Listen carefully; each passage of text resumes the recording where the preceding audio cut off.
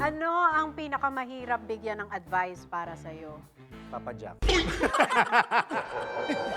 Well, kailangan mo kasi you have to take care of the guy's ego for the guy to take care of you. Naku, yan na naman yung mga statement mo. ka na naman. Ano na naman sila dyan? Eh, paano kung masyadong mataas ang ego ng lalaki? Well, Ay, nag-ehem! teka lang. Pero ayaw nga nilang Ayoko nang sumagot, ma'am. Okay na. Ayaw nga nagtatanggap yun. Okay na lang. Pwede na kami sa mga bashers talaga. What's up, Philippines? Instant dopamine boost ba ang hanap mo? Halina't matuto at makitawa dito lang sa game show na tanungan lang, walang seryosohan. Ito ang... Ang tanong! Alright, naka-song request, love advice o minsan rants, handa silang makinig at magbigay ng sagot dyan. Pero ang tanong, masagot din kaya nila ang mga tanong ko?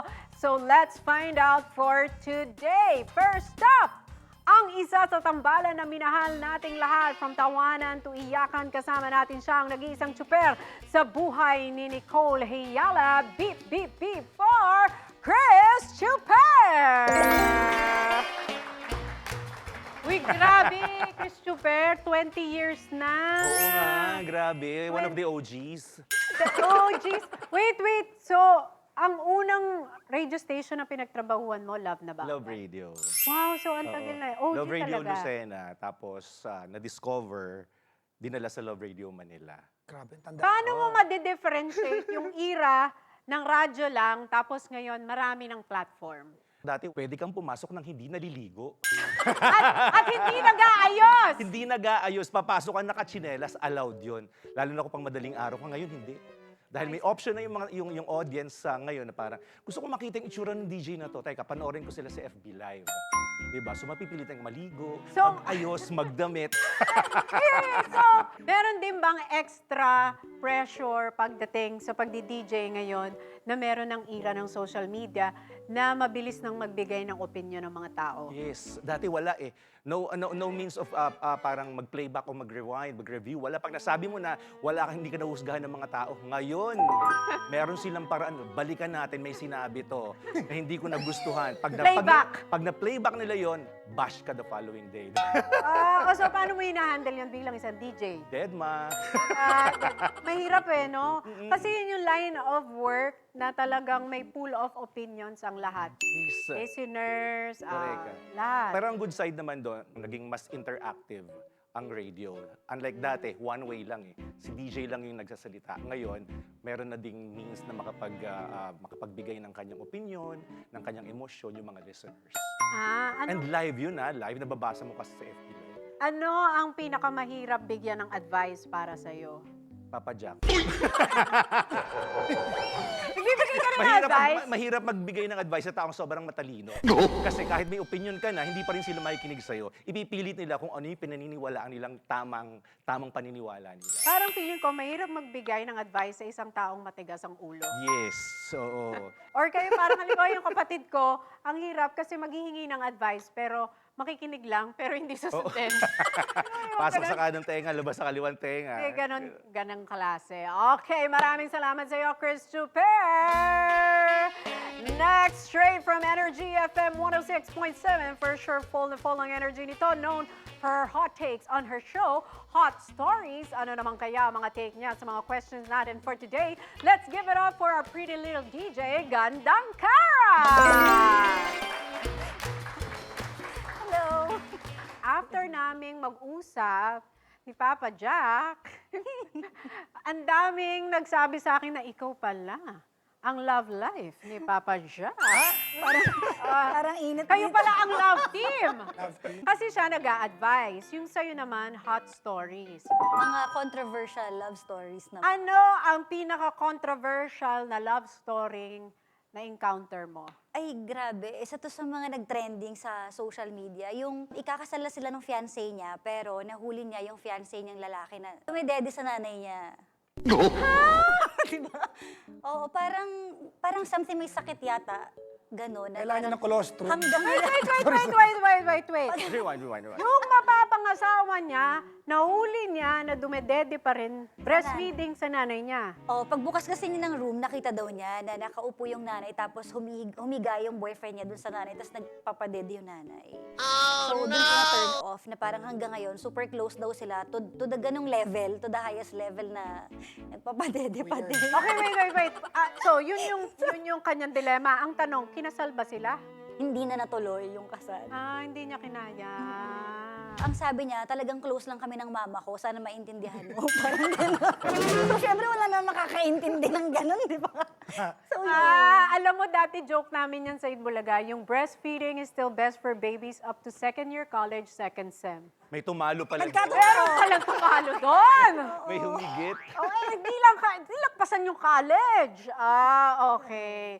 Humingi ba sila ng advice sa'yo? Meron din po. Ano ina-advise mo usually, halimbawa? Tumigil dumede. Ay, sorry.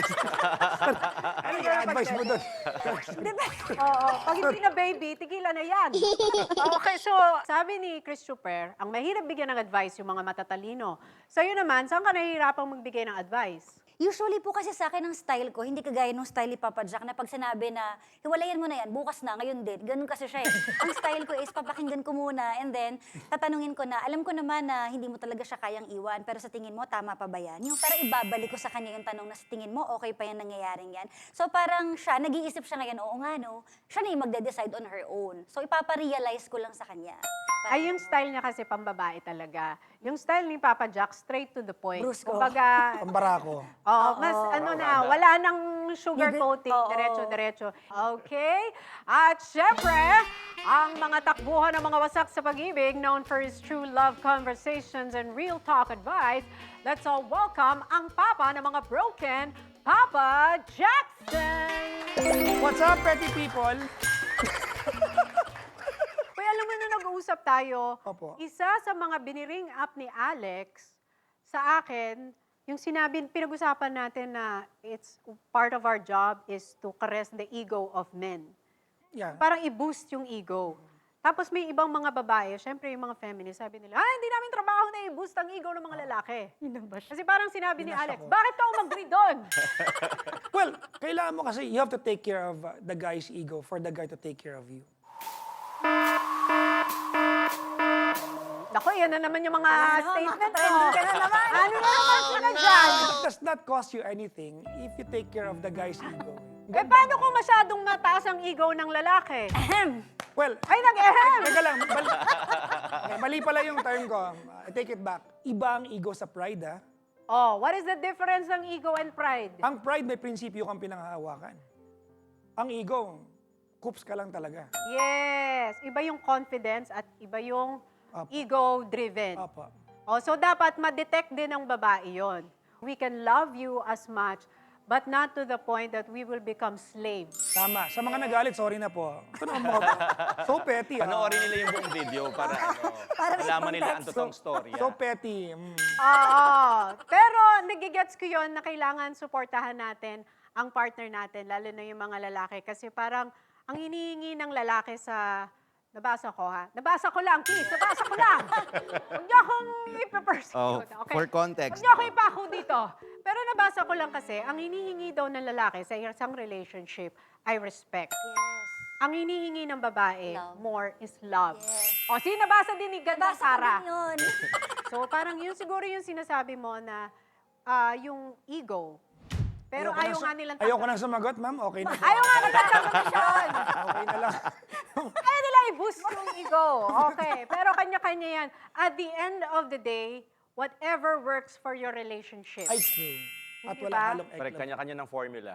Ang dynamics. Oh, let's talk about relationship. When is the right time to walk away from a relationship? When it do not provide you peace of mind. When there's no more peace of mind. Maraming bilyonaryo, walang peace of mind. Walang kwenta pera nila. Yes. It's an expensive currency. It is. The peace of mind. Ikaw, Gandang Kara, what is the best time to walk away from the relationship? Kapag kine-question mo na kung dapat pa bang magstay or umalis, kapag questionable na yung relationship, so ibig sabihin, hindi ka na secured. Bakit ako nag-iisip ng ganito? Ibig sabihin, there's something wrong. Nag-isip silang lahat ngayon. Oo. Sure ba ako? Asan ba yung soju? Ikaw naman, Dapat pala, Christopher. ba't pala, Tony, may alak dito sa harapan Kaya nga natin. eh, eh. ulam Para na mas lang. masarap yung usapan natin. Saka sisig, chicharon. Ito na Mas yun madamdami talaga ng usapan, no? Pag may hugot. Ikaw, Christopher, Kapag para meron ng abuse involved. Emotional and physical abuse. any form of abuse Yes. is never acceptable in a relationship. Correct ka. Paano Sobrang malalaman red ng isang flag na tao na abuse na pala sila sa isang relationship? Di ba ang babae minsan di nila alam? They're being Kasi gaslighted. matiisin ang mga babae. Kumbaga titiisin mo muna ng sobrang tagal and then iisipin mo, kaya pa tong masave. Pero pag feeling mo, bakit parang hindi na ako nakakatulog sa gabi? Bakit ako lagi umiiyak? Bakit ang dami ko nang iniisip? Yung parang hindi Guy, ka- mani. Hindi ka na okay. Ay, dapat tayo makinig kay Cara kasi bagong graduate lang po siya sa kinuha niyang course. Kumuha po siya. Ano yan? Psychology of emotions. So, huwag na yan. Tayo sumagot. Kaya pala hugot na hugot, no? Nag-aral talaga siya. Saan? Sa University of? Pag nakakaya. Sabihin mo. Cambridge. Pero online lang naman siya. Online lang. Hindi, masalimuot po kasi talaga ang emotions. So marami din ako talaga natutunan doon. Lalo na sa emotions ng bawat tao na merong isa doon na hindi pala totoo lahat ng sinasabi ng bibig, ay yun talaga yung totoong nararamdaman. Kasi minsan, pag tinatanong tayo na okay ka lang, di ba ang sagot, okay lang, pero di naman talaga. So minsan nakikita sa muka yung totoong nararamdaman din. Kaya nung natutunan ko yun minsan, pag tinatanong ko kasi lagi, okay ka lang? Yes, of course. Pero ngayon, alam ko na, hindi talaga. Lalo sa babae. Alam ko, hindi ka pwede Di ba pag magsinungaling. sinabi ng babaeng okay ka lang, okay lang. Pero hindi naman talaga. Kasi yung Di ba? tibay. Okay, ngayon nakilala na natin ang ating mga palasagot. Let's jump right into the mechanics. Mayroon tayong 30 na tanong na inihanda. Bawat tamang sagot may 1 puntos. Unahan lang tayo sa buzzer. May 5 seconds lang para sumagot. Kapag lumagpas, may chance sa mga kalaban na mag-steal. Meron din tayong special questions na mas mataas ang puntos. Kaya para sa mga nangungulelat, don't lose hope dahil maaari pa silang makahabol. Ang unang magkaroon ng 10 points ang panalo. Pero kapag naubos na ang mga tanong, ang may pinakamataas na score, ang ating tatanghaling ultimate palasagot at mag-uuwi ng 30,000 pesos cash prize! Pero kung hindi ka na ba manalo, don't worry dahil may consolation prize kang 10,000 pesos! Yes! May budget, may budget. Pwede, pwede. Mga palasagot kamay sa bewang taas. Oo. Nakakakaba naman. Ang tanong, kung si Maui Taylor ay miyembro ng Viva Hot Babes, nasaan naman ang island Maui? Maui Island. Yes, Papa Jackson! Ah, shit, It's a guess. Hawaii? Hawaii ay tama! Ano ba yan? Ano ba yan? Ayoko na. Nagalingan ni Padjak. Ang tanong, kung H2O ang chemical symbol ng water, ilan naman ang H sa happy birthday? Yes, gandang Kara. Isa lang. Isa ay mali. Ha? Steel. Yes, Christopher. 2. 2 ay tama! First base. Ayaw nga pala. Oo nga pala sa birth.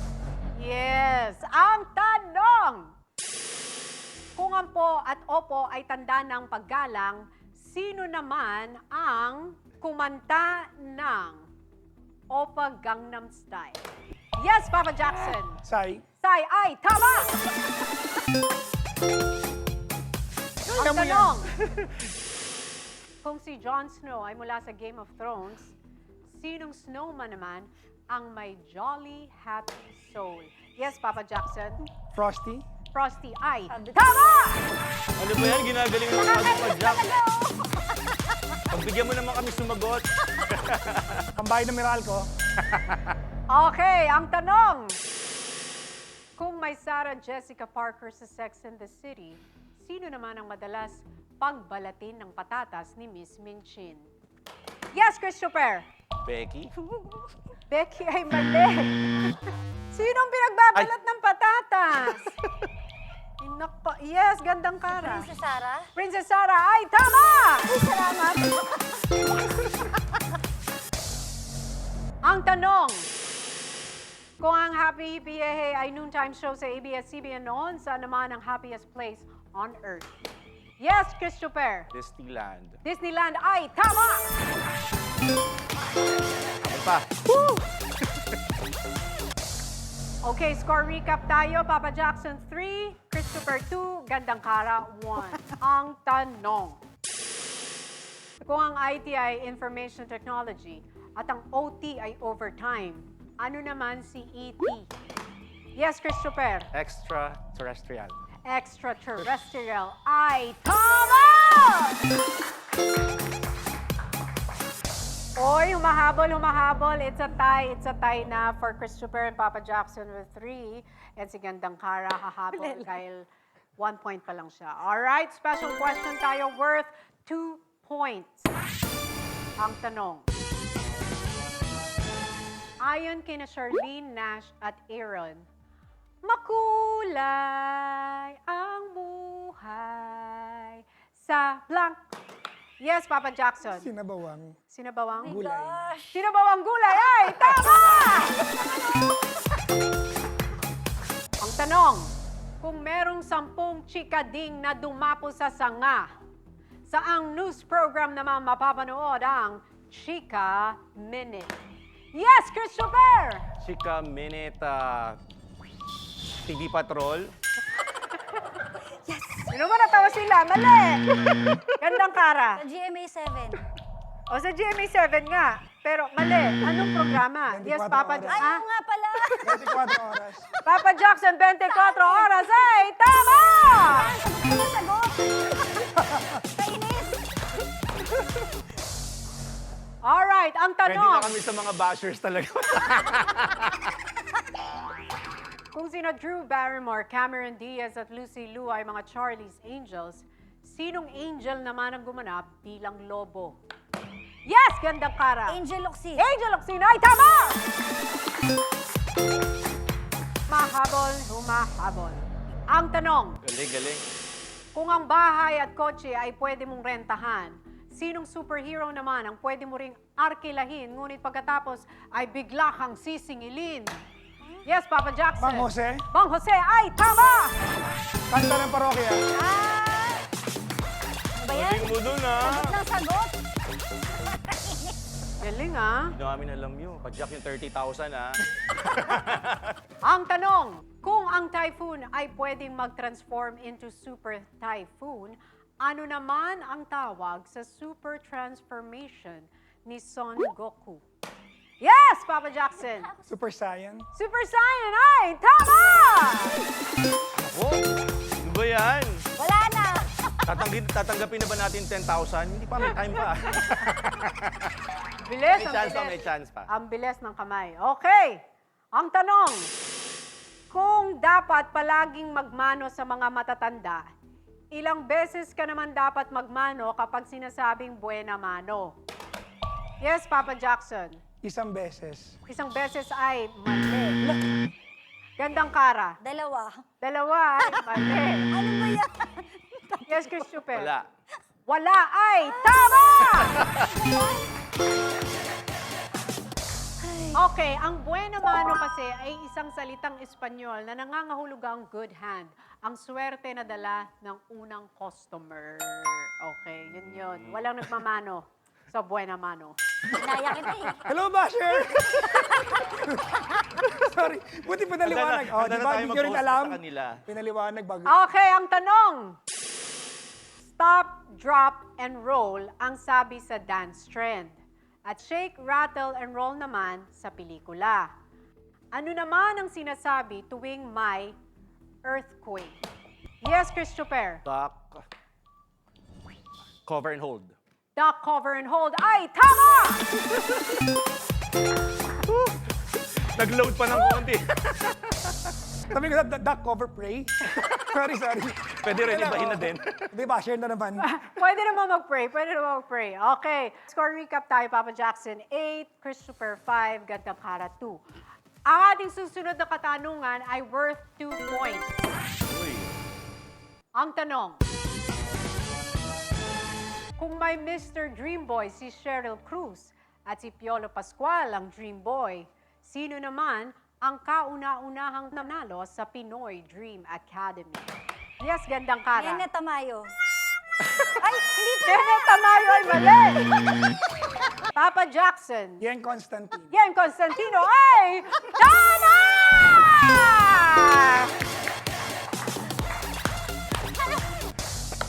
Ano ba yan? Aba, Ano ba yan? at dyan nagtatapos at tinapos Ano ba si yan? Papa Tapos Jack na. ang episode na to dahil siya ang ating ultimate palasagot for today! Uy, ang ganda naman ng iuwi.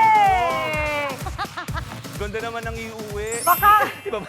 makakatanggap siya ng 30,000 cash plus trophy! Thank you. Okay, thank you very much. Of course, ang ating consolation ay 10,000 Thank you. pesos. Akin talaga to. Yes! Okay. Pero gusto kong tanungin si Gandang Kara dahil siyang nanalo ng ultimate palasagot. Palasagot ba talaga kapag nag-aaway kayo? Yes. Ay! Baka ako tapos magsalita, may sagot na eh. Ay! Kaya pala siyang nanalo! Dahil ultimate palasagot pala bagay. talaga. Papatalo. Hindi magpapatalo. Okay, sagot ng sagot. Pero pag sumasagot siya, may sagot ka rin. Meron din. So, walang natatapos. Hanggang sa mapapagod na lang kami. Ay, kaya na. Sagutan na. Kumain na lang. Oo, para hindi matapos ang sagutan. Anyway, meron tayong ultimate parusa sa mga ating hindi pinalad. Read your last message from Facebook Messenger. Oh, so, sino ang kay Christopher? Ito, at 3:56 p.m. Oh. Hi po, Idol. Gusto ko lang pong i-share, may bago pong program si Insurance. na tinatawag na Blank Protect. Baka gusto niyo po. Nag-alok ng insurance. Okay, yun ang kanyang last Facebook Messenger. Si Gandang Kara ba? Lobat kasi. Pero ang last chat or call, mama ko, may hinihingi siyang number sa akin. Yun lang. Sa mama niya. Okay. So, meron bang message ang ating ultimate palasagot sa kanyang mga nakatunggali? Ano lang, huwag kang mag-alala, ililibre kita. Super, di mo kailangan. Mayaman si Christopher. Mayaman niya, hindi niya kailangan. Oo, 20 years ba naman? Nasa radyo. Talaga naman. Ito Grabe. pinakamayaman. Hindi ako. Yan, tama, may farm. Grabe naman. May farm niya, may ahas pa. Meron pa kayo nun. Wow. Grabe. Okay, kaya naman nagpapasalamat tayo sa mga pinakamamahal nating DJ sa radyo, sa kanilang pagsali sa ating programa ngayon. At syempre nagpapasalamat din tayo sa lahat ng nanood sa atin. Muli ito ang show kung saan tanungan lang, walang seryosohan. Ito ang